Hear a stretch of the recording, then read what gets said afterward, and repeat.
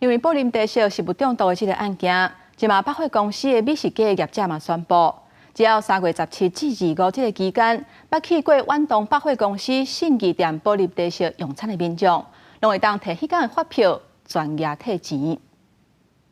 在全人引导之下，民众准备退钱。布林食物中毒案件继续关架，即马远北家美食街业者也宣布，那3月17到25有去布林地色信义食饭的人，有迄一间发票证明甲身份证件，都用全部退钱。为了避免消费者有更多的疑虑，所以我们就先不管顾客有没有真的身体有状况，只要是您希望要来退款，符合这一个条件跟消费的资格，我们就会做全额的退款。根据台北市卫生局调查，目前布林几条源头厂商大阪城产品伫台北市已经全部回收，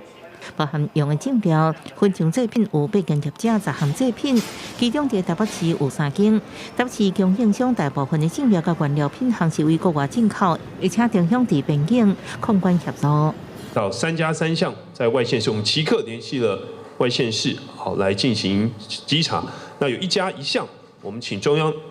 不只是能够就边境的管理来加强，那我们也会持续追查下游相关的制程生产的过程。另外，台北市货阁发现布林 A13分店的2张保单过期，其他3间分店也拢是欠保费被注销。目前 A13分店重罚200万以外，其他3间分店会一案一罚。远东这张保单已经确认有涵盖的范围，那我也跟各位报告过，这张保单的保额有数亿元哈，所以应该是可以就是覆盖这一次损害的范围哈。但如果西安东京的这张保单